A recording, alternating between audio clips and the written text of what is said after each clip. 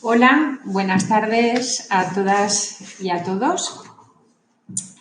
Estamos en la tercera edición de Encuentros en la Fundación, que se organizan desde la Fundación FIDAP en colaboración con el Col·legi Oficial de Psicología de la Comunitat Valenciana y la Academia de Psicología de España. No me he presentado, soy Vicenta Esteve, soy secretaria de la Junta de Govern del Col·legi Oficial de Psicología. Como todos sabéis, en la Fundación tenemos el espacio Encuentros en la Fundación con prestigiosos profesionales de la psicología española que comparten con nosotros su tiempo los jueves a las 7 de la tarde. En esta ocasión vamos a contar con el doctor don Marino Pérez Álvarez. El profesor Pérez es psicólogo, es especialista en psicología clínica y miembro de número de la Academia de Psicología de España desde 2022. Hasta 2022 ha sido catedrático de Psicología de la Universidad de Oviedo, donde fue profesor desde 1979. Ha ejercido práctica profesional, clínica y escolar. Realizó sus estudios de licenciatura en 1977 y de doctorado en la Universidad Complutense de Madrid, con la tesis dirigida por José Luis Pinillos, presentada en 1986. Sus trabajos se caracterizan por el cruce de fronteras entre las ciencias naturales, las ciencias sociales y las humanidades, con particular interés en la filosofía de la ciencia y en la historia cultural. Entre sus temas de interés figuran actualmente la demarcación entre el cientificismo, la ciencia y la pseudociencia, la ontología histórica de los trastornos psicológicos y el funcionamiento de la psicoterapia.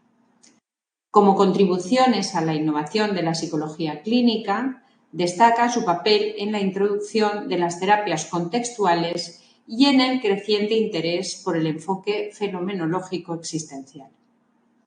Es autor del orden de 200 artículos y en revistas especializadas, así como más de 50 capítulos de libros colectivos y más de 20 libros. Pues sin más dilación, doy paso al doctor Marino Pérez Álvarez. El título de su conferencia versa sobre redes sociales, individuos flotantes y salud mental, nueva vida para la psicoterapia. Doctor Marino, cuando quiera.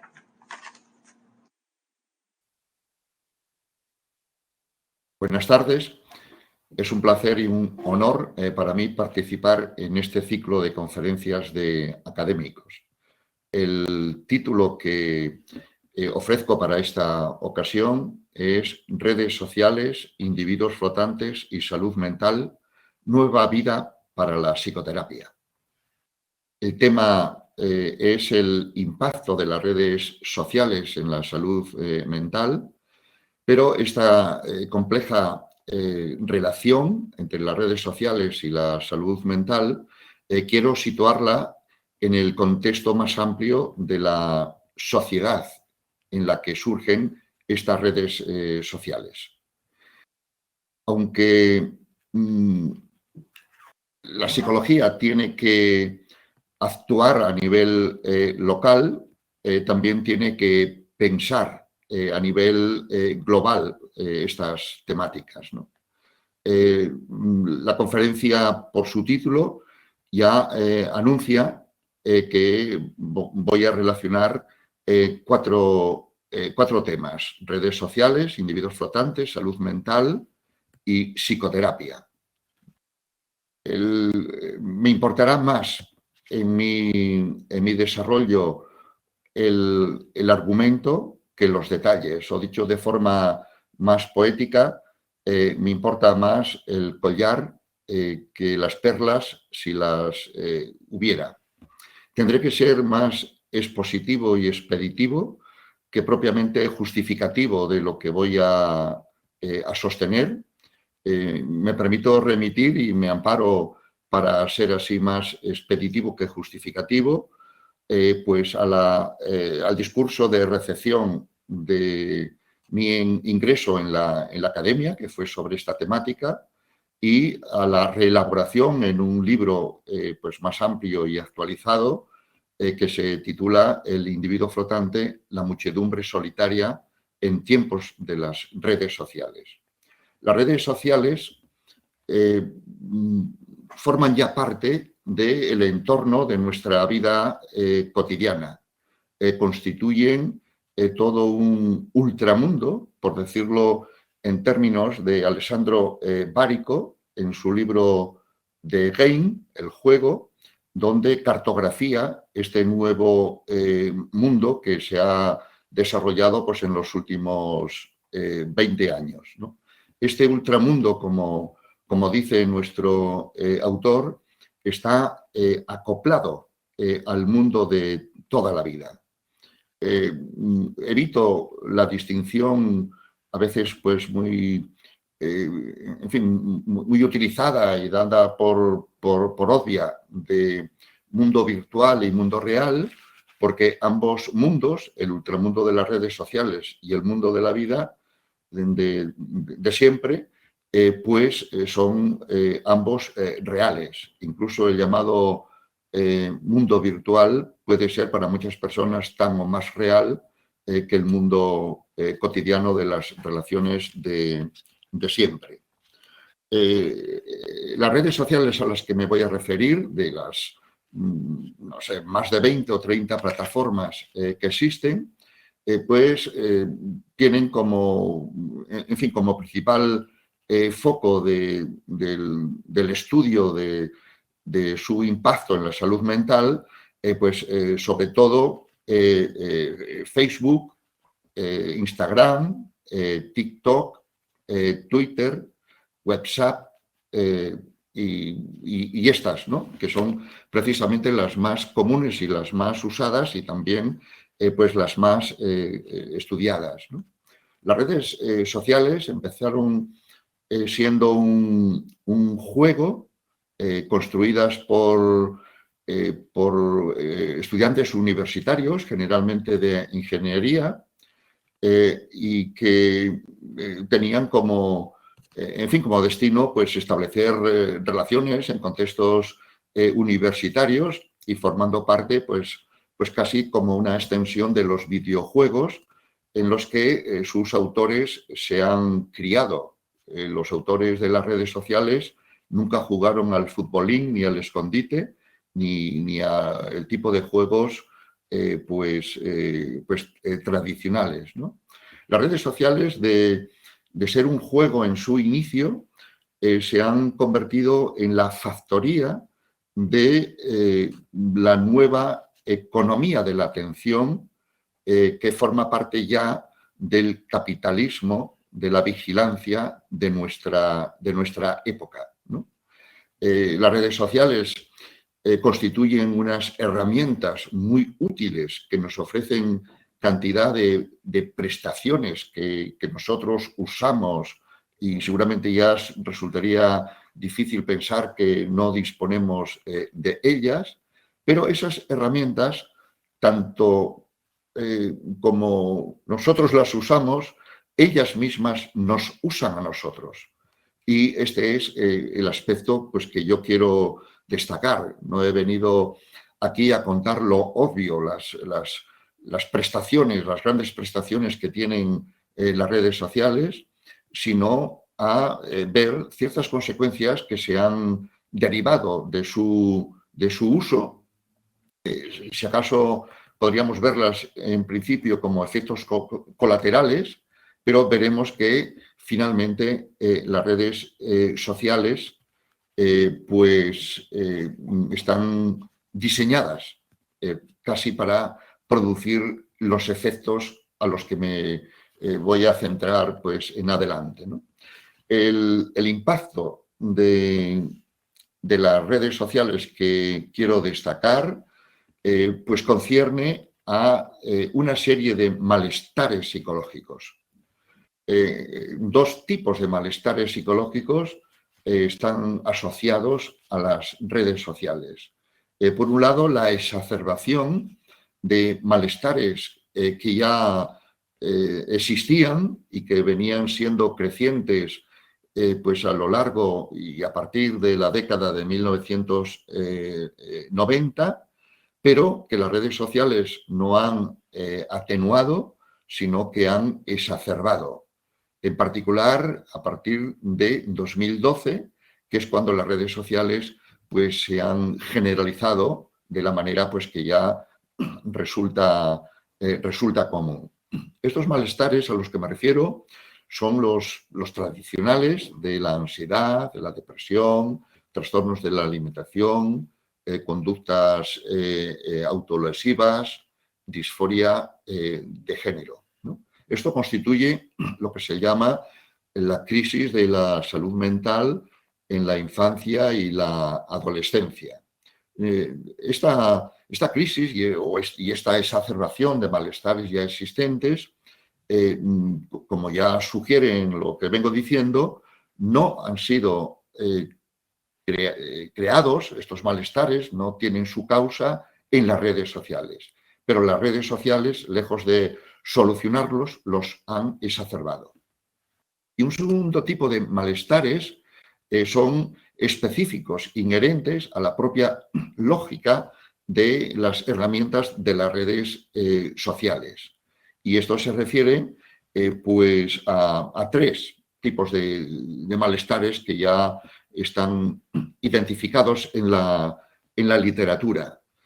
Uno es el famoso FOMO, ya por sus siglas en inglés, de Fear of Missing Out, el miedo a perderse algo, que los usuarios más enganchados o empedernidos con las redes sociales, pues tienen cada vez que necesitan desconectarse, que no tienen cobertura o que no pueden hacerlo por lo que sea, o simplemente se han desconectado y guardan y cierran el móvil, muy pronto tienen la necesidad, el deseo, casi el anhelo de abrirlo de nuevo y ver lo que está pasando, mensajes nuevos posibles y hacer pues la exploración acostumbrada.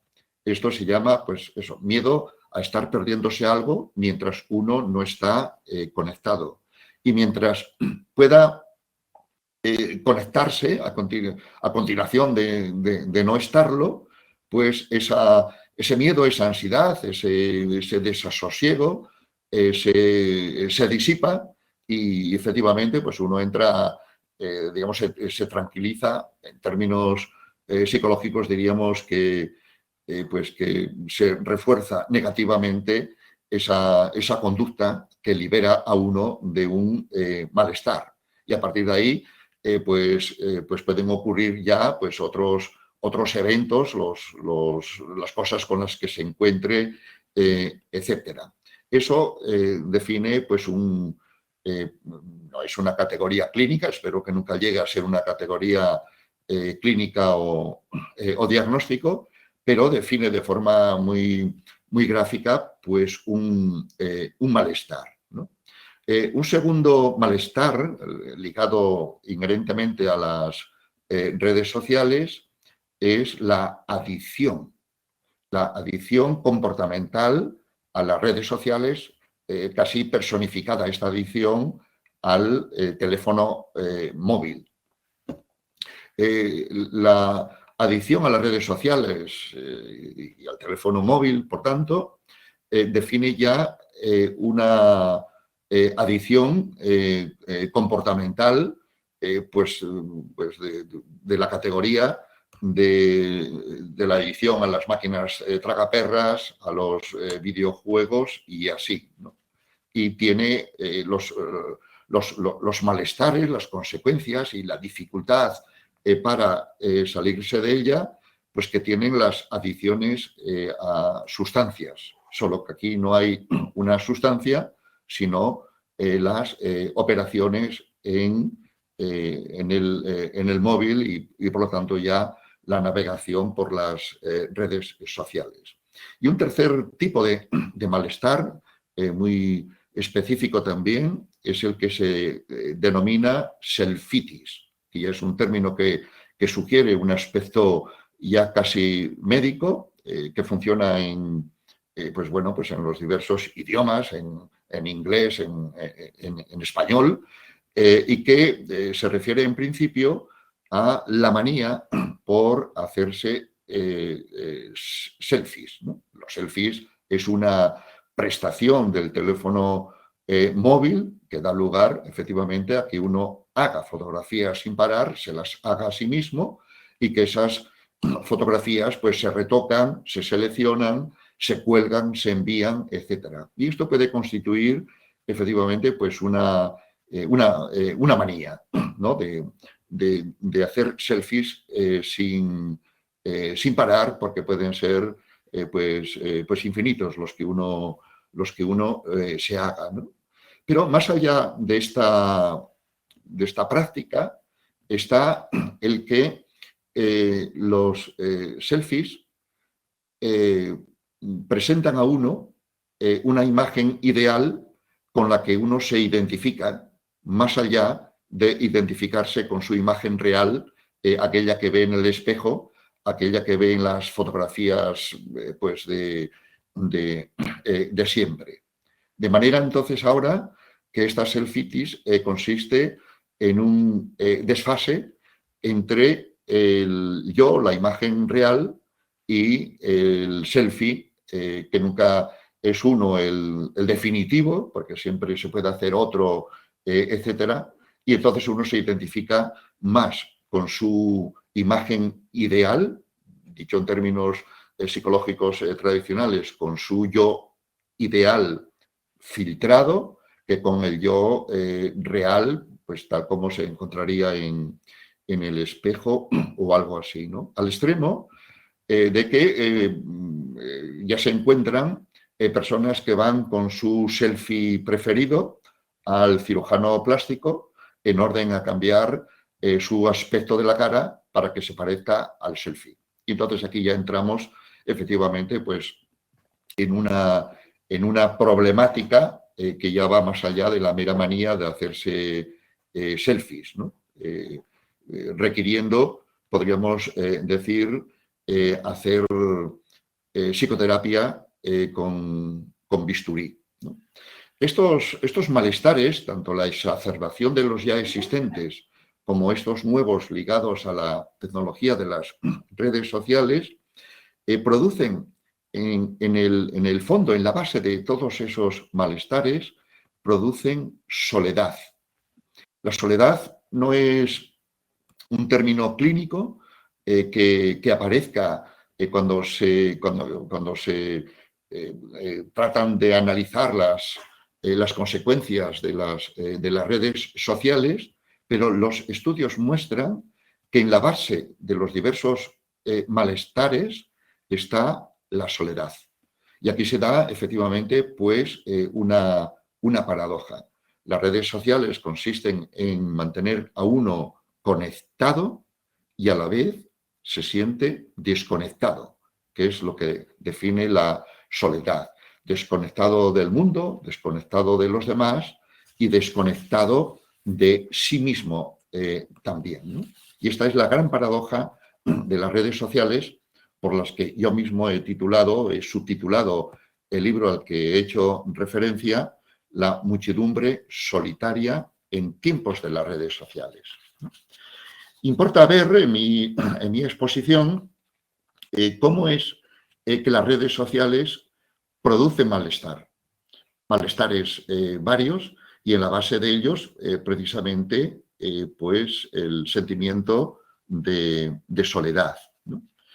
Para analizar esta producción de malestares, que en principio debiera resultarnos paradójica y extraña, en tanto redes sociales sugiere conexión y relación con los demás y desde luego no soledad, y sugiere también pues algo digamos interesante, divertido, enriquecedor, en la medida en que uno conecta con otros muchos y, sin embargo, son más bien malestares y, en particular, soledad lo que se produce. Y esto es muy importante, pues, naturalmente, en mi exposición y para pues, los conocimientos psicológicos, ¿no? No solo ya con miras a ayudar a las personas, sino de entender un fenómeno ciertamente pues, muy nuevo, prácticamente de los últimos 10 años, que es ubicuo en nuestra sociedad, que nos incluye a nosotros como estudiosos del tema, como profesionales, y a nuestros amigos y, naturalmente, a nuestros clientes o personas que pudieran pedirnos ayuda como profesionales, ¿no? Bueno, la respuesta que yo voy a dar a cómo es que las redes sociales producen los malestares que producen, pues tiene 3 niveles explicativos, ¿no? Que todos ellos están entreverados, pero por razones expositivas, pues yo trato de destacarlos, ¿no?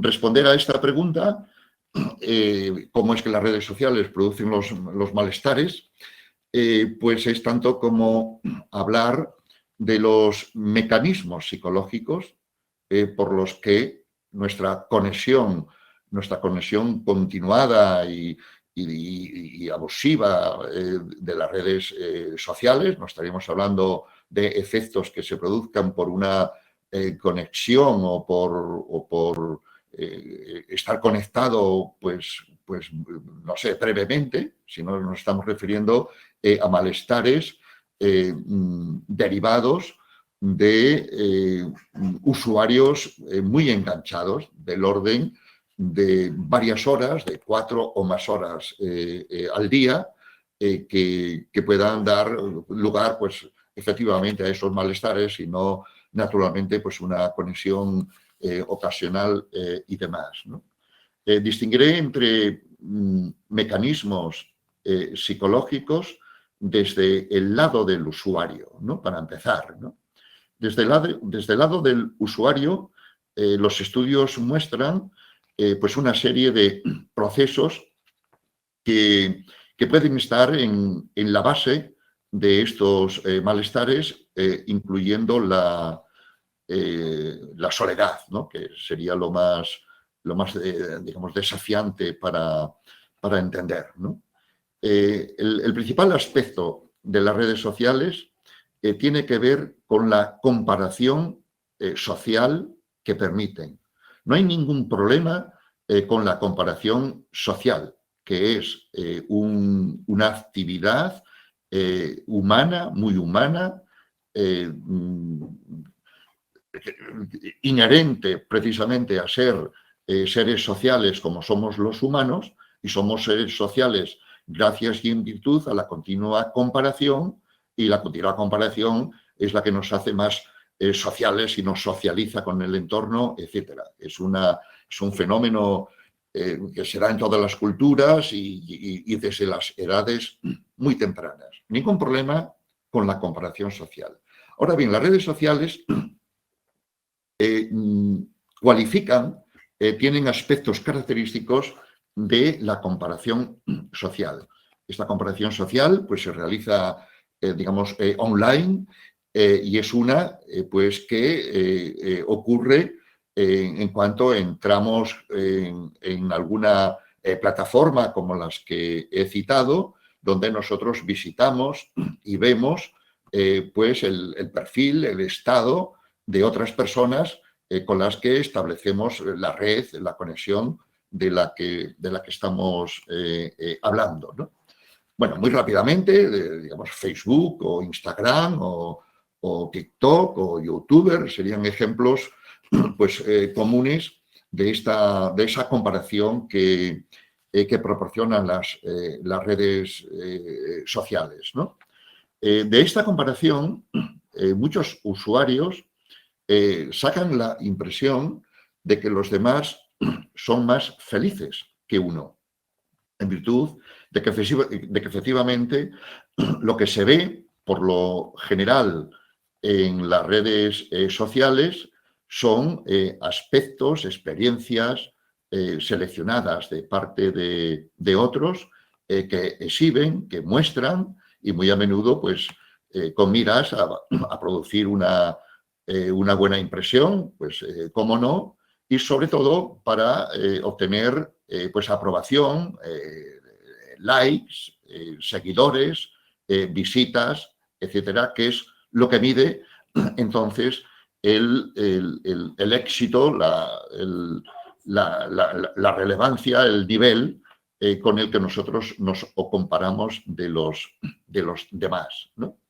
Entonces, estamos hablando ya de una comparación que tiene ese aspecto además cuantificado de una forma muy precisa por, de nuevo, las visitas, seguidores y los likes recibidos, ¿no?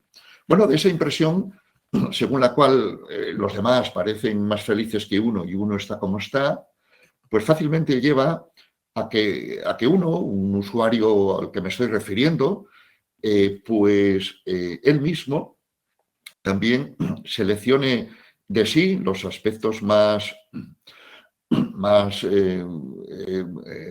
sé, favorables, aquellos con los que quiere impresionar también a los demás y ver efectivamente pues los efectos que produce en los otros, ¿no? Pues los likes que va a recibir, de nuevo las visitas y demás, ¿no? Y aquí tenemos que cada uno proyecta en las redes sociales pues una imagen seleccionada, ideal de sí mismo, ¿no? Uno en las redes sociales trata de hacer una buena presentación de sí ante los demás, ¿no? Recordaríamos el célebre libro de Irving Goffman, la presentación de la persona en la vida cotidiana, ¿no? Cómo cada uno queremos producir una buena impresión en los demás. Pero hay una gran diferencia de la vida cotidiana que ha estudiado Goffman y de la vida en las redes sociales, donde aquí esa presentación está filtrada y es una de la que no tienes que responder de forma presencial, dar la cara, etcétera, etcétera. Y entonces esto te lleva efectivamente a presentar aspectos de ti que puede que estén alejados de tu propia realidad, ¿no? Del yo, vamos a decirlo de nuevo, del yo real como tú sabes que funcionas y tú estás como estás, ¿no? Entonces aquí se tiene una doble distancia de uno respecto de los demás que le parecen más felices y de uno respecto de sí mismo que ha lanzado o ha proyectado un yo ideal que está muy alejado o que puede estar muy alejado del yo real, ¿no? Y estas dos distancias están en la base o van a fomentar precisamente pues esa soledad, ¿no? Esa desconexión que fácilmente puede uno tener tanto de los demás como de sí mismos, ¿no? Si tuviéramos que cifrar en algún aspecto concreto del funcionamiento de las redes sociales este efecto de la comparación, este efecto que podría decir ya un tanto perverso de la comparación, serían los likes, ¿no? Los likes son, por decirlo pues de esta manera, el genio maligno de las redes sociales, ¿no? Funcionan como un refuerzo y al mismo tiempo, como tal refuerzo, cuando no se recibe en el contexto de esperarlo, cuando no se reciben en la proporción que uno esperaba, etcétera, etcétera, pues funcionan entonces como castigo, un refuerzo no esperado tendría el equivalente psicológico pues, a la experiencia de un castigo, ¿no? Y esta comparación, entonces, cuantificada de esa manera, donde los likes son, pues eso, un aspecto un tanto casi perverso dentro de la amabilidad que parecen tener, pues surge esa comparación que puede resultar pues hasta dolorosa o suponer una mayor distancia de uno respecto de los demás y de sí mismo, ¿no? Y en particular serían seguramente las comparaciones con las personas que uno estima más iguales a uno, aquellas que producirían pues más malestares. Recordaría aquí la célebre expresión de Freud del narcisismo de las pequeñas diferencias, ¿no? El narcisismo de cada uno resulta más vulnerable o más fácilmente herido en la comparación con unos iguales que a uno le parece que son más felices, etcétera, como he señalado, ¿no? Y en la base de esta comparación, pues los estudios muestran que está la envidia, ¿no? La envidia podríamos decir que es el pecado capital de las redes sociales, ¿no? No puedo entretenerme aquí en abundar más como merece la envidia implicada en las redes sociales, pero bastaría señalar que la envidia implica tres aspectos y no dos, no únicamente dos. El sujeto que envidia un objeto o a alguien, sino tres elementos y el tercero, que siempre suele quedar fuera en los análisis psicológicos, es lo deseable que son los objetos que nosotros envidiamos, incluyendo las personas que son objeto de nuestra envidia, ¿no? Es más envidiable algo que es muy deseado por los demás, que tiene muchos likes, muchas aprobaciones, muchas visitas, que si ese algo o ese alguien no tuviera ese deseo por los demás. Estaríamos aquí hablando de la estructura tripartita de la envidia, cómo funcionan en realidad también pues los anuncios, ¿no? Y en esta línea de ver el funcionamiento de las redes sociales y su producción de malestares, pues no debemos pasar por alto que las redes sociales a través del móvil pues es una actividad solitaria que uno realiza con su móvil, con su pantalla y a solas, aún estando con otros, solos juntos, sería la expresión de este aspecto.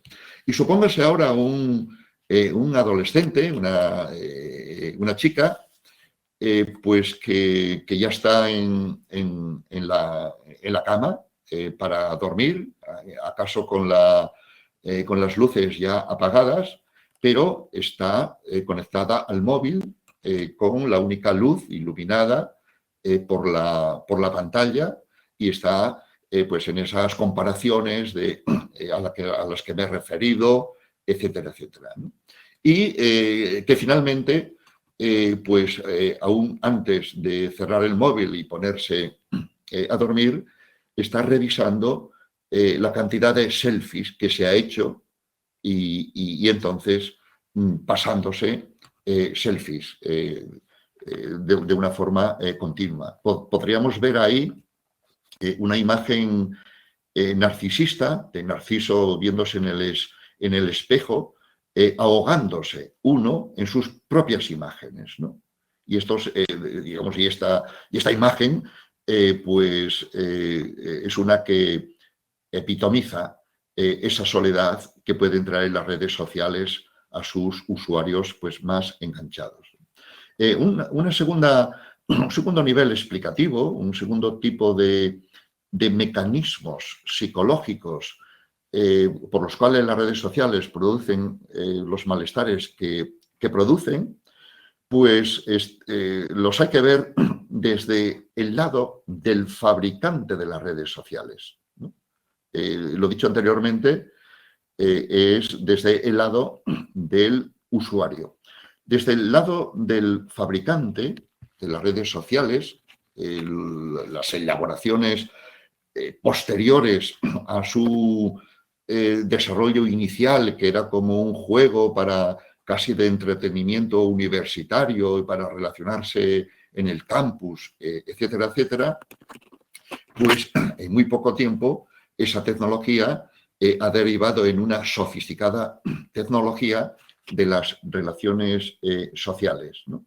Y esa tecnología de las redes sociales, finalmente, hay que decir que es una tecnología que está diseñada para producir adicción. Y esto de una forma no meramente colateral, que resulta así, sino por diseño. Adictos por diseño serían lo que podríamos decir de las personas pues enganchadas, ya si quieres de forma problemática, a las redes sociales. Las redes sociales son irresistibles, por decirlo con el título del psicólogo Adam Alter, que ha estudiado pues precisamente los mecanismos psicológicos por los cuales las redes sociales producen esa adicción similar a la adicción que producen las máquinas tragaperras, ¿no? A los psicólogos no nos sería difícil entender esta tecnología conductual, cómo se han construido las máquinas tragaperras y que es en buena medida la misma que está en la base, en la lógica, en la ingeniería conductual de las redes sociales. Tendríamos que hablar aquí de la inmersión que producen, del scrolling infinito, del deslizamiento infinito a que dan lugar, el uso del clic, ¿no? Como un efecto cuasi mágico que nos abre imágenes, que nos abre espacio, que nos produce resultados. Todos esos son servicios, son prestaciones, digamos, de gran ingeniería tecnológica, por supuesto, y también conductual, pues que más allá del servicio que nos prestan, nos están metiendo en una servidumbre. Vamos a ser nosotros, como he dicho antes, los usados por las redes sociales más que los usuarios que supuestamente queremos ser y suponíamos que éramos, ¿no? Las redes sociales, el deslizamiento de la pantalla, el clic produce rápidamente un feedback, siempre está pasando algo a continuación y de esto de una forma infinita. Póngase esto en el contexto de los niños, de los nativos digitales, cómo crean una manera de interactuar con el mundo en la que una sencilla operación está produciendo efectos continuos. Y póngase ahora al niño en el contexto de actividades domésticas que requieren esperar, que requieren, digamos, su tiempo. Póngase al niño en el contexto de la escuela, que también requieren pues tareas intermedias para llegar a un resultado, pues, sin ir más lejos, pues la misma lectura. Póngase esto en relación ahora a los maestros, profesores, compitiendo con las redes sociales. Cómo los profesores van a poder entretener, mantener enganchados a los niños que se han criado en el contexto de un feedback continuo, ¿no? Y un feedback pues que combina el reforzamiento el reforzamiento negativo y el reforzamiento positivo. El reforzamiento negativo que disipa ese FOMO que pudiéramos tener a la hora de volver a entrar, a conectarnos, y el reforzamiento positivo intermitente, que siempre puede ocurrir algo, efectivamente, pues que esté fortaleciendo esa conducta de seguir mirando, de seguir cliqueando, de seguir deslizándonos por la pantalla, ¿no?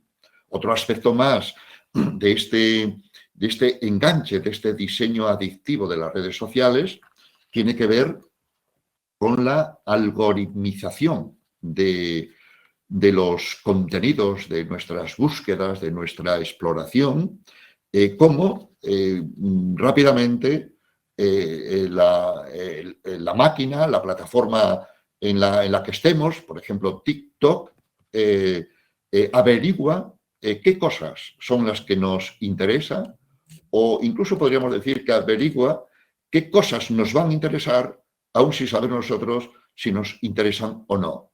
De tal manera que te están cebando con las cosas que presuntamente te interesan y desde luego que te van a interesar, y que continuamente vas a estar cebado con la papilla de las cosas que estás acostumbrado a recibir. Esto supone efectivamente vivir en buena medida en una burbuja. Esto tiene que ver con ese fenómeno ya no meramente de la infancia y la adolescencia y de los usuarios más enganchados, tiene que ver ya con un fenómeno social general de la polarización de la sociedad en términos políticos, en términos de opinión, etcétera, etcétera, donde uno está cebado en su propia burbuja y otro en la suya, y así entonces pues cada uno creyendo estar en el mundo verdadero y siendo entonces mundos, digamos, paralelos, ¿no? Paralelos porque van al lado unos de otros, y paralelos, ¿no? Gente atontada, pues que no tiene, digamos, la perspectiva o no sabe ni siquiera dónde está metido, ¿no? Bueno, otro aspecto más de las redes sociales por las cuales son tan adictivas es un cierto efecto Zeigarnik, ¿no?, que ocurre en las redes sociales, donde siempre hay un suspenso, un suspense, una posibilidad abierta, siempre hay una tarea inacabada que lleva a que nosotros hagamos otra mirada, otro deslizamiento, otra entrada, etcétera, y que cuando desconectemos por las razones que seas, entre ellas pues que uno se haya cansado de estar ya tanto tiempo conectado, pues en cuanto te desconectas se abre el efecto Zeigarnik de que algo puede estar pasando, ese suspense de qué pueda estar ocurriendo, y entonces estás en ese circuito, ¿no? Y finalmente, pues también habría que destacar las redes sociales pues suponen también una presión social para mirar y responder, ¿no? Los famosos avisos que recibimos pues cuando ni siquiera estamos conectados, y entonces son notificaciones de que tenemos un mensaje, o que ya estamos conectados y recibimos notificaciones por un lado y por otro, lejos de ser una cortesía y una amabilidad que nos ofrece el sistema, eso es una manera de tenernos enganchados y controlados al servicio precisamente de eso, de la conexión, ¿no? Estos son entonces toda una serie de aspectos que cualifican las redes sociales como sistemas adictivos por diseño y no meramente como efectos colaterales, ¿no? Bueno, es bien sabido que fueron construidas en sus desarrollos últimos o más recientes, fueron construidas justamente para eso. Muchos ingenieros, seguramente pues con conocimientos de psicología, pues no sé, de la caja de Skinner, skinnerianos y de otro tipo, pues los han llevado precisamente a la ingeniería tecnológica de las redes sociales, que lleva incorporada toda una ingeniería conductual, ¿no? Y aquí entra el tercer nivel explicativo, ¿no?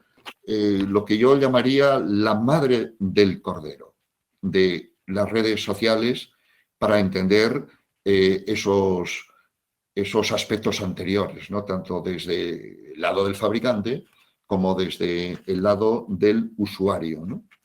Y es que las redes sociales están diseñadas para captar nuestra atención y venderla al mejor postor.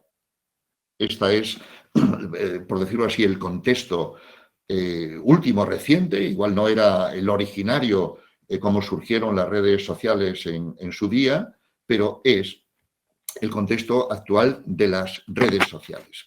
Que hay que entenderlo dentro de lo que se llama la economía de la atención.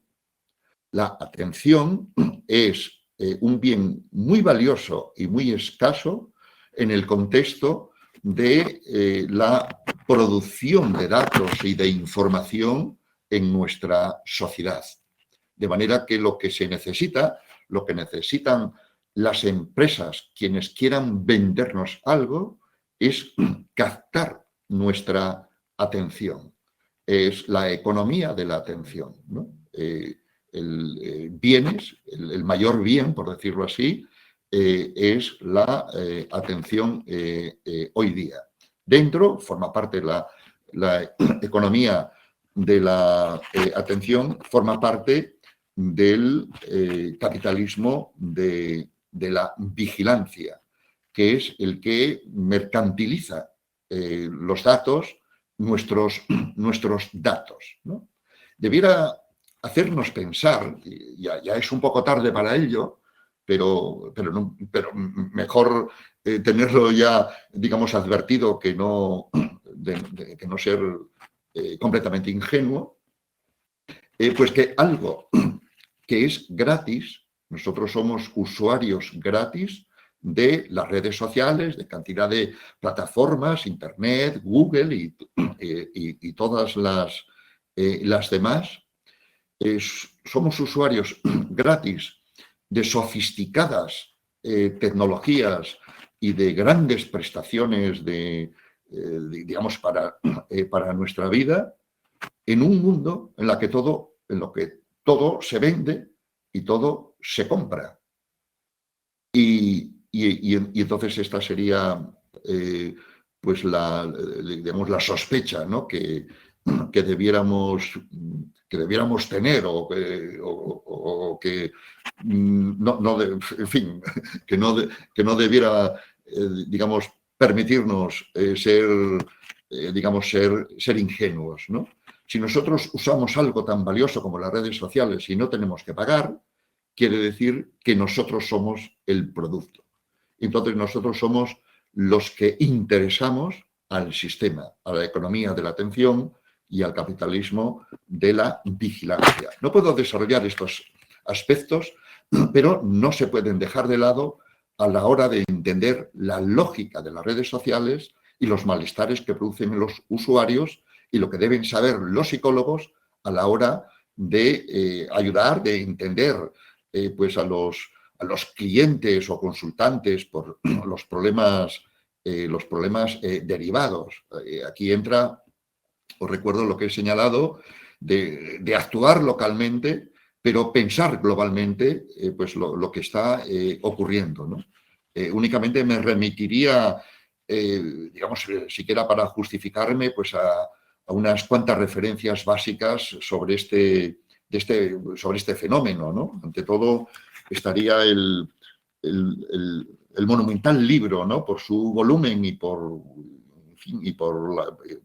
la importancia que ha tenido, de Zuboff, una psicóloga social, pues que fue la primera que empezó a hablar de, ya en 2013, este libro es de 2018, pues donde describe precisamente pues este capitalismo de la vigilancia. El libro se titula La era del capitalismo de la vigilancia, pues publicado en Paidós, ¿no?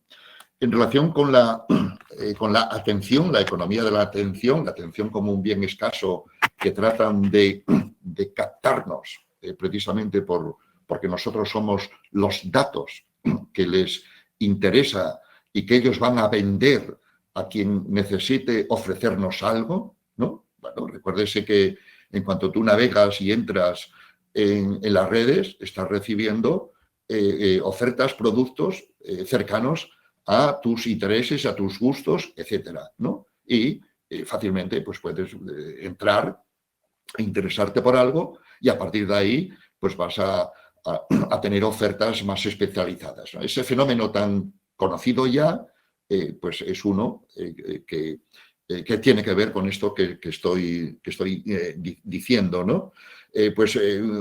Otro libro que describe muy bien este fenómeno es el de Johann Ari, El valor de la atención, donde este autor, el mismo autor que ha escrito también pues un libro importante sobre la depresión, su propia depresión, conexiones perdidas, este libro se llama El valor de la atención y él ha entrevistado pues a ingenieros que ellos mismos han diseñado las maneras de captar nuestra atención y de cuyas maneras pues se arrepienten o toman ahora pues una cierta conciencia crítica, ¿no?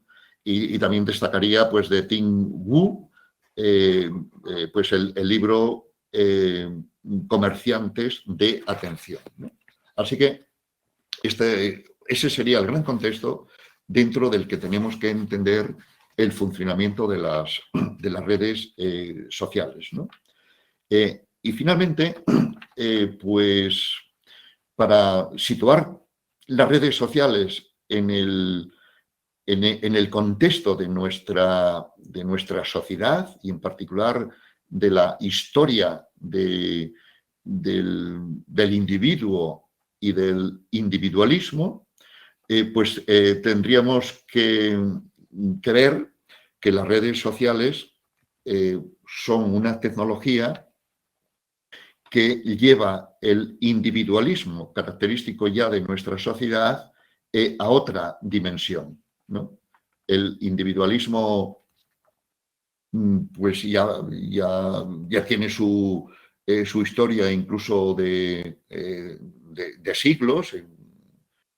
Pues no sé, yo me remonto al siglo XVI, pues cuando surge el individuo desligado de la tradición, del gremio, etcétera, ese individuo pues que se define ya separado de los contextos envolventes, ese individuo que ya forma parte de la ciudad moderna, el siglo XVIII, XIX, etcétera, el individuo emigrante del campo a la ciudad, el individuo que ya nace en la ciudad y que tiene que buscarse digamos, su vida ya desvinculado de gremios, de la familia extensa, etcétera, ¿no?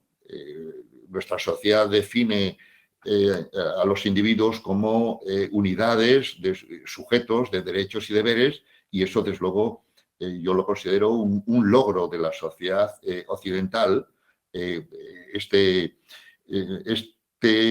individuo como unidad de referencia y no la familia extensa o no el gremio o no toda una tradición, ¿no? En esa línea del individuo, pues luego surgiría el individualismo, pues a raíz del capitalismo del siglo XIX, el capitalismo del siglo XX, un individualismo que iría teniendo ya sus propias características y su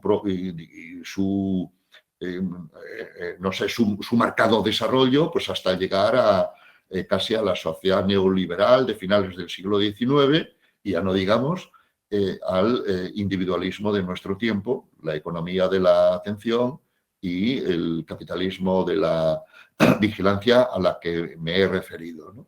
En el contexto del desarrollo del individuo es en el contexto en el que surge la psicología, ¿no? La psicología es la ciencia del individuo, la ciencia del comportamiento de los individuos, ni que decir tiene en el contexto social, en el contexto de su historia y demás, ¿no? Bueno, en esta línea, que simplemente la enumero porque la he desarrollado documentadamente pues, en el libro que me sirve a mí de testigo y de justificación para esto que estoy diciendo, pues aspectos del individualismo de nuestra sociedad son estos dos, ¿no? El individualismo expresivo, que deriva del romanticismo, según el cual cada individuo tiene un contenido, un yo supuestamente auto-originario que necesita ser expresado, y todos los individuos, todos los niños tienen que, digamos, expresarse hacia afuera, ¿no? Como si el yo surgiera de dentro hacia afuera y fuera entonces una necesidad de expresarse y los demás pues asumir o atender o entender ese yo único, ¿no? Este aspecto característico de nuestra sociedad no es uno que yo asuma como nos viene presentado. Y al contrario de esta psicología barata, de esta psicología popular barata, a veces sostenida también por alguna psicología académica, no es la que yo sustento como psicólogo, ¿no? El yo viene de fuera de la sociedad hacia el individuo, no emerge del individuo hacia la sociedad como algo que fuera autooriginario o así. Pero esa es la experiencia que tiene la gente, etc. Y las redes sociales vienen a fomentar precisamente esa supuesta expresividad, dándole cancha. Los selfies serían un ejemplo precisamente de este culto y este cultivo del individualismo expresivo de base romántica, etc. Otro aspecto de este individualismo es el individualismo utilitarista, ese individualismo entonces pues que quiere ser ya útil, pragmático y que se define pues por la cantidad, por el número de likes, el número de seguidores, etc., ¿no? Y caracteriza a nuestro individuo estos dos aspectos en buena medida contradictorios, el expresivo romántico y el utilitarista pragmático cuantificado, ¿no? Y bueno, pues las redes sociales, lejos de garantizar o de extender o de sacar a los individuos de ese individualismo al que hemos llegado ya a lo largo del siglo XX, el siglo XXI, etcétera, lejos de ayudarnos a superar el individualismo, son una vuelta de tuerca más, llevan el individualismo a una dimensión, a una nueva dimensión. Los selfies epitomizan justamente pues este individualismo subido, ¿no? Podríamos en fin, comparar los primeros autorretratistas, Durero, etcétera, respecto de los selfistas actuales, ¿no? Como aquellos trataban de retratarse de forma realista y los selfistas tratan de filtrar su yo y ofrecer uno con el que ni siquiera se identifican, ¿no? En este contexto, pues surge el individuo flotante. El individuo flotante pues alude a ligereza, levedad del ser y falta de anclaje en algo sólido y duradero, quedando uno a expensas de modas, de tendencias y de influencers de turno, ¿no? Aunque la ligereza y la levedad del ser son características adaptativas de una sociedad que ella misma es ligera, cambiante, flexible, líquida, también la ligereza y la levedad también pueden suponer una insoportable levedad del ser, cuando la vida no tiene sentido, no tiene dirección y significado, y en su lugar tiene vacío en la abundancia y soledad en la muchedumbre. Y es aquí entonces esta característica del individuo flotante de nuestros días y desde luego navegante en las redes sociales, pues el que necesita, el que va a necesitar salvación de esa flotación, ¿no? Y esa salvación pues requiere comunidad, requiere contextos comunitarios que nuestra sociedad ha perdido, que a veces las redes sociales ofrecen y se identifican a sí mismas como comunidades. Y dentro de este contexto, una de las comunidades salvíficas de los individuos flotantes de nuestra sociedad es la psicoterapia. Y la psicoterapia es un tipo de relación, aunque sea una relación entre dos personas, que crea un contexto, una comunidad, y es una relación única en la vida de las personas, que no tiene condicionantes del pasado ni del futuro, como tienen otras relaciones pues familiares, entre hermanos, de amistad, amorosas, sentimentales, etcétera, que siempre están condicionadas por un pasado y un futuro. Y en este contexto es en el que yo quiero entender el auge que está teniendo la psicoterapia en los últimos años.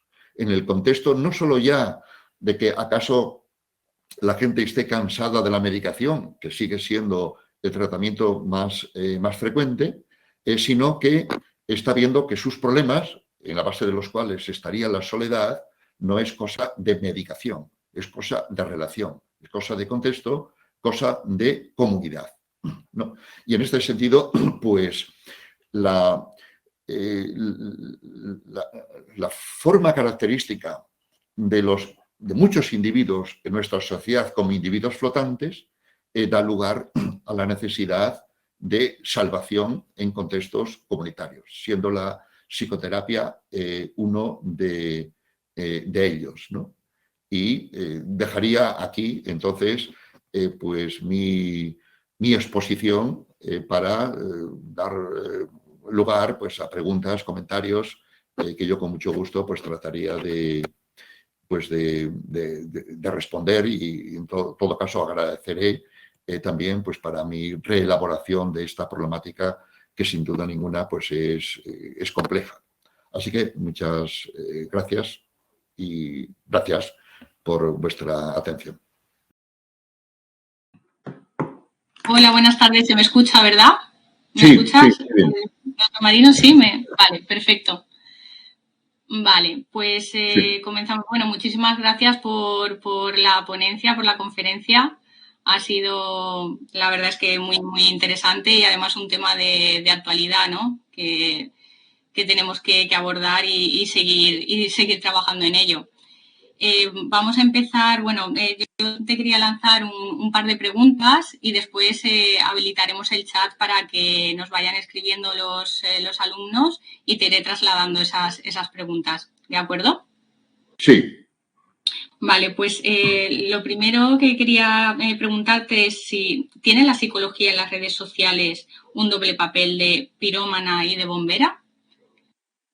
Pues en cierta manera podríamos decir que sí, en la medida en que la psicología está al principio, en la base como se han construido y funcionan las redes sociales, y está también pues al final a la hora de ver y de entender los efectos que el uso abusivo de las redes produce pues en términos de malestares psicológicos y en términos de adicciones, como he señalado, ¿no?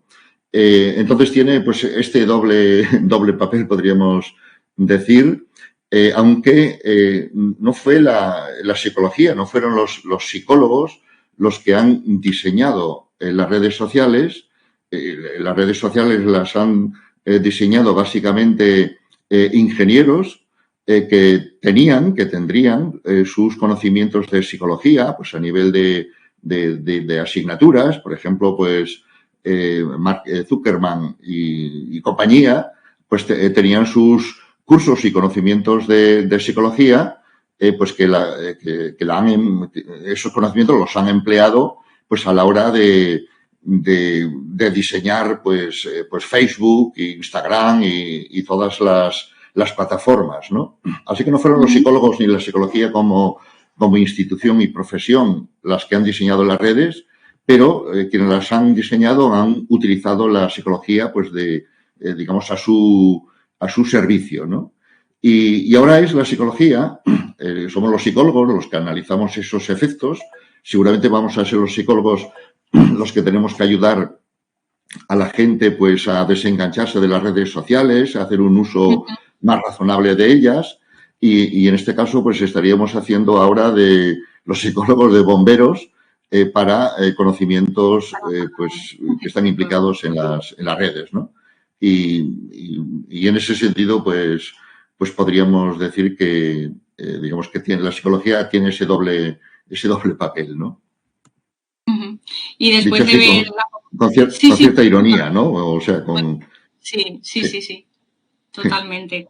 Y vista la conferencia, ¿serían entonces las redes sociales otra cosa de las que ponernos a dieta, por decirlo de alguna forma? Bueno, pues sí, se está viendo que las redes sociales están produciendo una adicción. De hecho, están diseñadas pues para crear una adicción en los usuarios y los usuarios pues muy a menudo también casi sin darse cuenta, en particular pues los nativos digitales, ¿no? Que nacieron ya con las pantallas pues a la vista, a la mano, etcétera, pues ni siquiera pueden percibir que están siendo digamos controlados, ¿no? Están siendo usados más que ser meramente ellos usuarios de las redes sociales, ¿no? Y entonces una vez que estás dentro de ellas, podríamos decir casi que estás ya perdido, ¿no?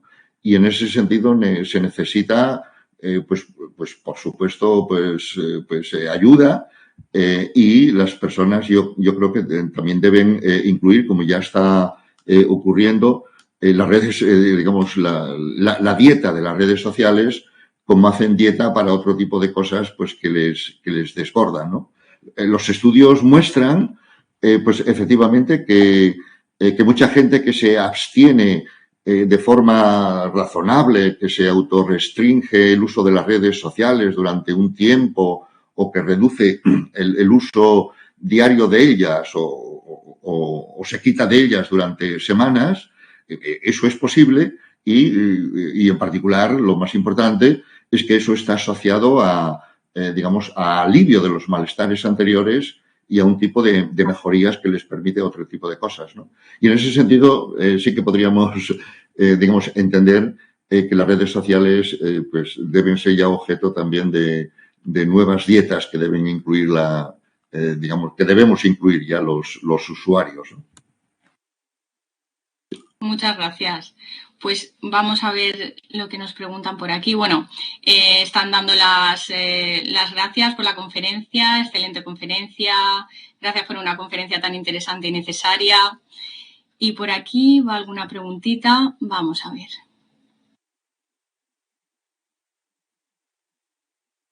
Vale, me dicen, ¿cómo empezamos a acompañar al paciente para trabajar en estos malestares? ¿Basta con reducir el tiempo invertido en redes sociales? Pregunta Daniela. Bueno, yo entiendo perfectamente la fórmula de la pregunta, pero yo empezaría por no utilizar el término paciente y sí, pues acaso el de usuario que hace un uso problemático de las redes y que ciertamente desborda su voluntad y ya está produciendo pues interferencias con otros aspectos de la vida y no puede quitarse de ello, ¿no? Bueno, en relación con la pregunta inicial del doble papel de la psicología como pirómana y como bombera, ¿no?, de esta problemática, pues en la medida en que nosotros conocemos cómo la psicología está en la base de las redes sociales, pues también podemos utilizar la psicología ahora como contracontrol, ¿no?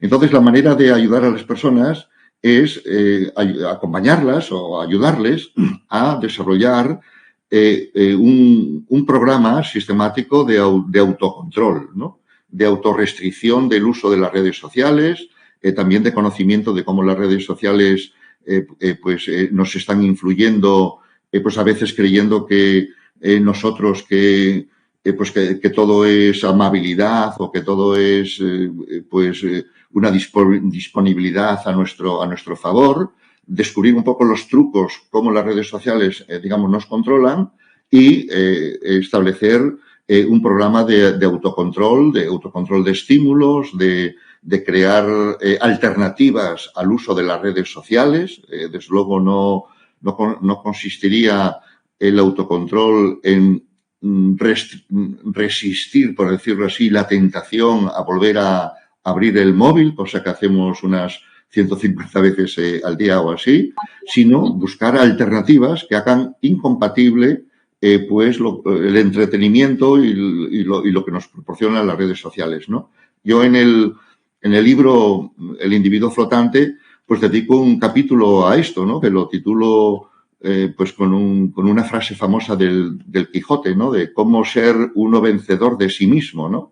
Dado que si estás en las redes sociales ya estás perdido, ya estás vencido por las redes sociales y entonces tienes que ser casi un poco Quijote, ¿no?, para sustraerte a ese heterocontrol y en su lugar introducir un autocontrol también en base a las mismas estrategias conductuales y que han de incluir pues también una clarificación de los valores, ¿no? Si uno quiere pasarse la vida haciéndose selfies o si uno quiere pues estar comparándose con otros y dejar abandonada su vida, ¿no?, en detrimento pues de otras cosas que podría hacer, ¿no? Así que el acompañamiento consiste en ayudar a las personas a llevar a cabo esa dieta de la que hablábamos antes y que en términos más técnicos yo la entendería como un sistema de autocontrol, ¿no? Me comentan también por aquí, ¿cómo cree que se puede prevenir el mal uso de las redes sociales? ¿Y qué opina de la utilización de las pantallas como herramienta en el ámbito educativo? Bueno, en relación con la última cuestión, yo creo que se ha sobredimensionado el papel educativo de las pantallas, ¿no?, de los ordenadores y de los móviles en los contextos escolares. Se ha sobrevalorado y se está viendo hoy día pues que están impidiendo el aprendizaje y en particular el aprendizaje de la lectura, ¿no? Hace unos días salió la noticia de que en Suecia están retirando los móviles del uso escolar y reintroduciendo los libros, ¿no? ¿Quién lo diría, no? Que tuviéramos que reivindicar los libros en el contexto escolar, ¿no? Y los países más desarrollados en términos educativos, ¿no?, en las mediciones que se hacen del programa PISA, etcétera, los países asiáticos y también del norte de Europa, que siempre salen más ventajosos en el rendimiento escolar, no son unos países que precisamente tengan llenas las aulas con ordenadores. De hecho, apenas, los usan, ¿no?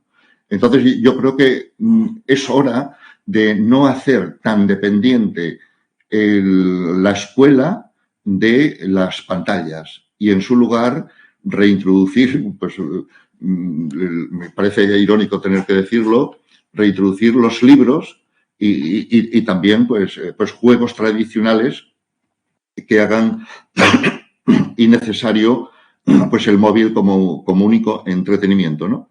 Y el aspecto de la primera pregunta, no sé si se me escapó ahí algo. ¿Cómo medir el mal uso? ¿Era quizá? A ver, espera. ¿Cómo cree que se puede prevenir el mal uso de las redes sociales? Sí, prevenir el mal uso.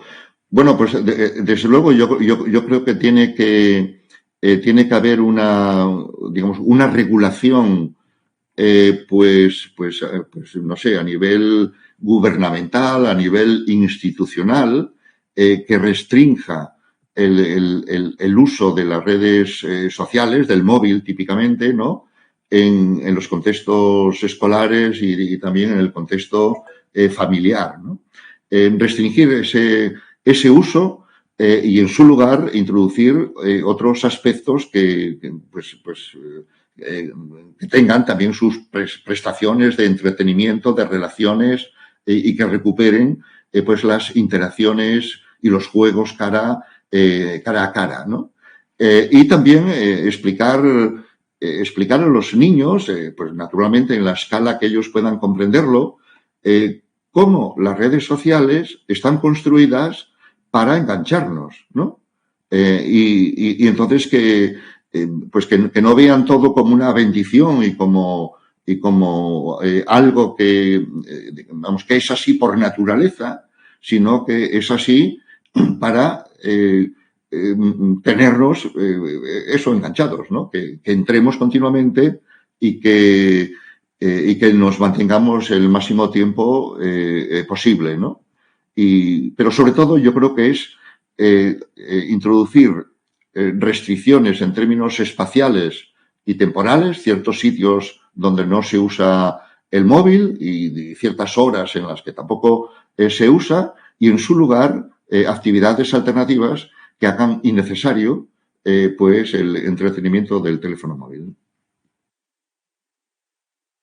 Otra pregunta que nos lanzan, a ver, en relación con la primera parte, como antecedente a esta problemática, además de la soledad, si la personalidad narcisista fuera una hipótesis que explica esta conducta, ¿sería compatible el narcisismo con sentirse solo o sola?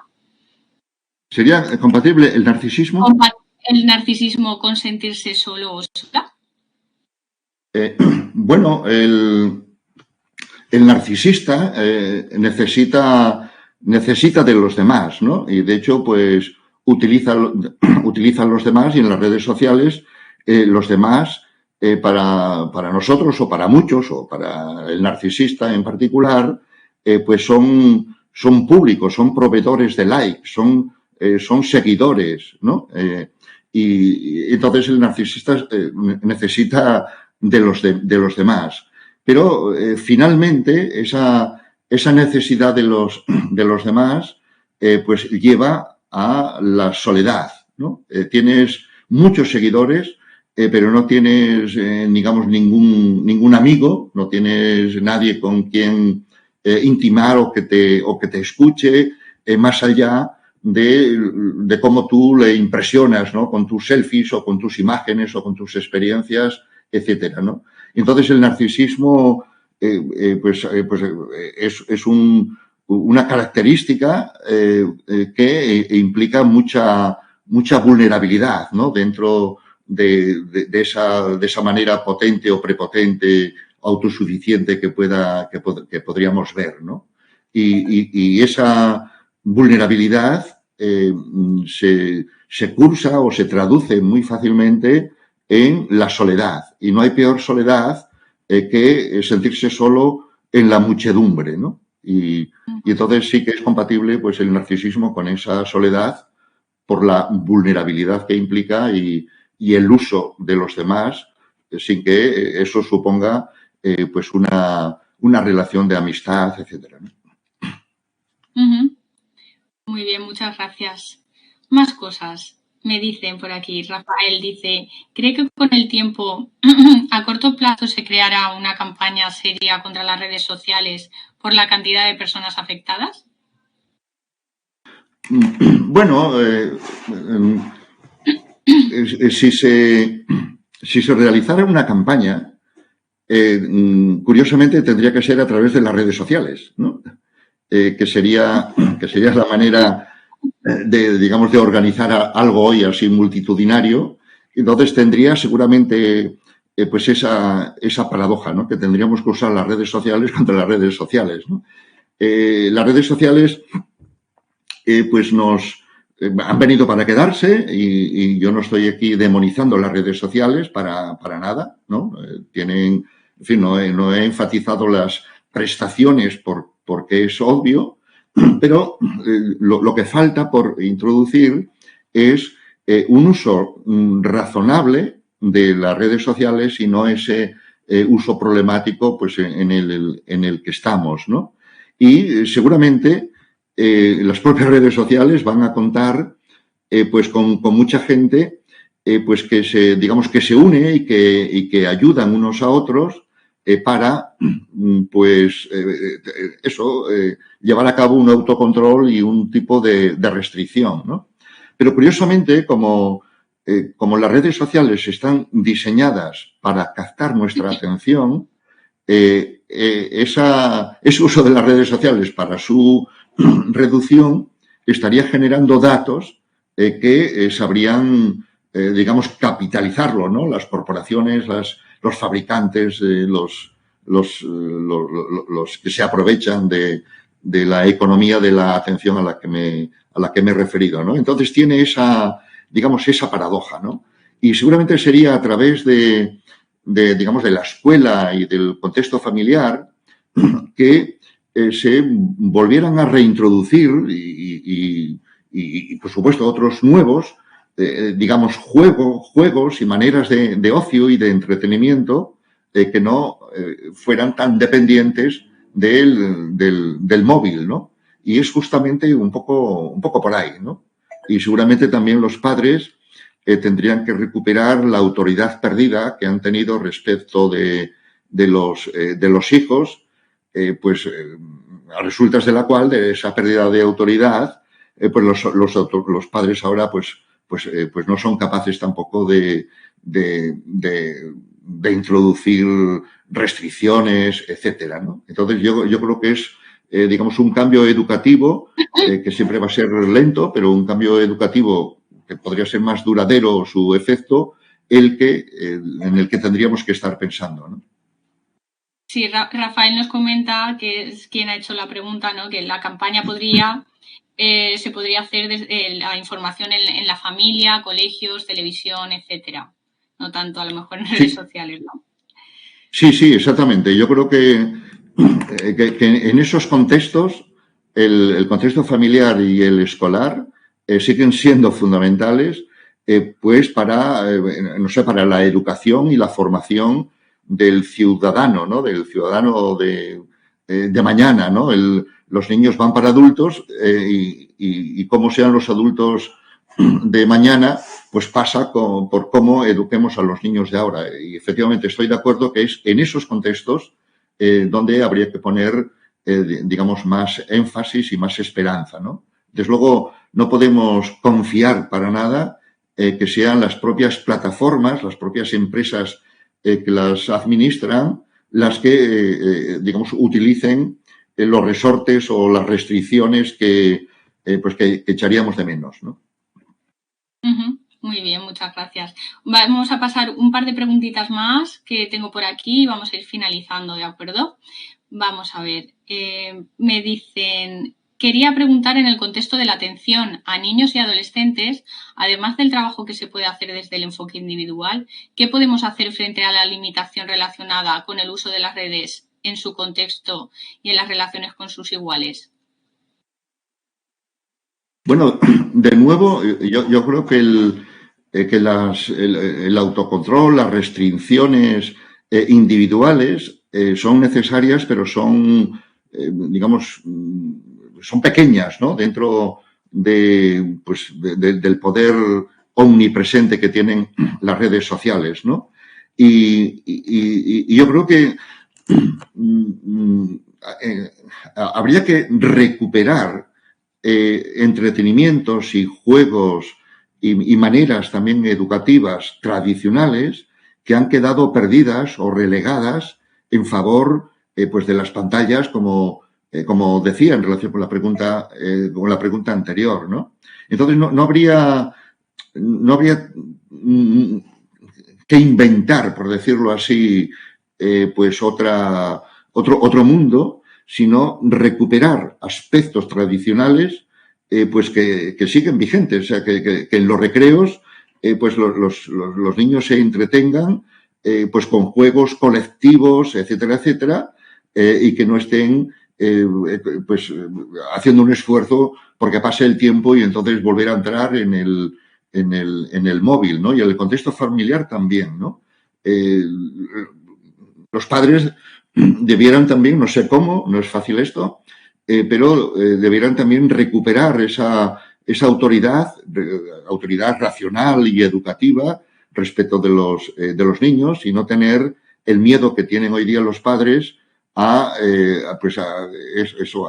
generarles traumas a los niños o a que los niños los rechacen, ¿no? Yo creo que se han invertido los términos y eso va en detrimento de la propia educación de los niños, ¿no? Que se han convertido pues en pequeños dictadores, ¿no? Dentro del contexto familiar, ¿no? Y claro, los padres son a su vez también modelos, ¿no? Muchos padres de niños pequeños pues han nacido en buena medida dentro ya de las redes sociales y entonces pues también les falta seguramente a esos padres pues la distancia o la perspectiva para funcionar como padres y no como meros colegas, ¿no? Los padres no, entiendo yo que no son colegas y amigos de los niños porque tienen otro papel que realizar y que en buena medida han perdido, ¿no? Que son los niños ahora los que guían, digamos, a los padres y no los padres, por decirlo así, los que organizan toda la formación, ¿no? Tendría que yo matizar mucho esto que estoy diciendo, pero de alguna manera en el libro también lo tengo razonado como para que no se malentienda de que yo estoy reivindicando aquí una especie de autoritarismo ni cosas de esas que no es el caso, ¿no? Me estaría refiriendo a una autoridad racional en el sentido de Erich Fromm que corresponde pues a los distintos papeles que tiene un niño de 4 años y un padre de 30 o 40, ¿no? O de 20. Uh-huh. Entonces esta es un poco la idea, ¿no? Me preguntan también que qué piensa de la psicoterapia online, me están preguntando. Bueno, la psicoterapia online pues está facilitada efectivamente por no sé, las plataformas y cómo se ha perfeccionado pues las interacciones ya visuales, etcétera, ¿no? Y desde el confinamiento de la pandemia, pues se ha hecho mucho uso y buen uso de la psicoterapia online, ¿no? Pero yo creo que la psicoterapia online no sustituye la psicoterapia presencial. O dicho de otra manera, la relación presencial cara a cara es insustituible en la psicoterapia, ¿no? Esa relación, pues, presencial, no únicamente mediada a través de la pantalla, yo creo que forma parte de aspectos esenciales de la relación terapéutica, ¿no? Y ahora que ya no estamos en el confinamiento, son muchos los pacientes los que quieren la psicoterapia presencial y también los clínicos los que se manejan mejor pues teniendo ese contacto directo con el cliente, ¿no? O consultante, ¿no? Sí, eso es. Y por último, ya voy a lanzar la última pregunta. ¿Qué piensas sobre la responsabilidad legal de los adultos en el acceso y uso que hacen los menores? ¿Se podría legislar? Bueno, ciertamente, ¿no? Los adultos son los responsables de los menores, ¿no? Tanto en términos de la educación y la formación, como responsables también, pues, no sé, de sus comportamientos, ¿no? Etcétera, ¿no? Y desde luego yo, en relación con las redes sociales, entiendo que es necesaria una regulación, pues, gubernamental, si es que los gobiernos no han dimitido respecto de las corporaciones supragubernamentales, ¿no? y transnacionales, que son las que controlan las redes sociales, ¿no? Entonces yo creo que tiene que haber una regulación, pues a través de legislaciones, para un uso razonable de las redes sociales, sobre todo en los contextos escolares, ¿no? Y bueno, y también en los contextos familiares, ¿no? O sea que no basta ser un Quijote, que uno, digamos, se resiste a las redes sociales, sino que las redes sociales tendrían que estar también reguladas de alguna manera para hacer un uso más libre de ellas, ¿no? Curiosamente, la libertad depende de la organización del mundo y no de una especie de libertinaje ad libitum o algo así, ¿no? Uh-huh. Voy a hacer una última, esta sí que ya la última, pero es que me lo ha copiado otra vez porque no le he contestado esta pregunta. Y nos hablan desde México, por cierto, Raúl Flores, y dice, a ver, es un poquito largo, a ver si me entendéis, ¿de qué manera se puede abordar este tema de las redes sociales conforme a la normalización de trastornos, como en el vídeo viral de hace como una semana, donde una mujer promocionaba su libro de aceptación, donde ella tiene sobrepeso y alguien le comenta acerca de que había soluciones tales como el ejercicio y dieta? Sé que pudiera ser un tema algo sensible, propiamente por la índole. No sé muy bien qué es lo que quiere, de qué manera se puede abordar este tema de la... Sí, este tema el ejemplo del vídeo. Sí, no estoy seguro de haber captado, digamos, el núcleo, lo relevante de la pregunta, pero de todos modos, o sea, diré, yo creo que algo también obvio, ¿no? Que las redes sociales tienen también mucha ambivalencia en cuanto a, por un lado, servir efectivamente de ayuda, de transmitir a otros maneras para superar un problema, pues que de la manera que lo hizo alguien, pues les puede servir de ejemplo, pero las redes sociales también tienen una función del diablo, ¿no? De enseñar sobre todo a niños y adolescentes, pues maneras problemáticas, ¿no? Maneras problemáticas, pues, no sé, para ser anoréxico o para autolesionarte, etcétera, ¿no? Y ciertamente debiera haber digamos, no sé, una vigilancia, entiéndase bien esto, ¿no? Una vigilancia tanto, naturalmente, por parte de los padres por la responsabilidad y por lo que les toca en relación con los hijos, pero también una vigilancia gubernamental en cuanto a plataformas que podrían ser saludables y otras que podrían ser perniciosas, ¿no? Plataformas o comunidades o maneras que te enseñaran a autolesionarte o a ser anoréxica o a suicidarte, pues serían unas pues en las que se debiera tomar cartas en el asunto, ¿no? Así que las redes sociales tienen esa, como todo en la vida, tienen esa ambivalencia, ¿no? De ser comunidades que puedan efectivamente ayudar a otros, pero ser también comunidades que lleven por el camino de la perdición a algunos, ¿no? Eso es. Pues muchísimas gracias, creo que ya está todo. Muchísimas gracias por la conferencia, ha sido un auténtico placer y muchísimas gracias a todos y todas por estar aquí acompañándonos. Sí, pues gracias Gracias a CIDAP, gracias a los asistentes, gracias a todos los que han preguntado y ya me gustaría pues poder responder a todos, en fin, y muchos que seguramente han quedado por preguntar y otros que merecerían una respuesta más elaborada que la que he dado. En la próxima. De acuerdo. Muy bien, muchísimas gracias. Sí, pues nada, muchas gracias a todos y Vaya, adiós. muy bien. Adiós, adiós.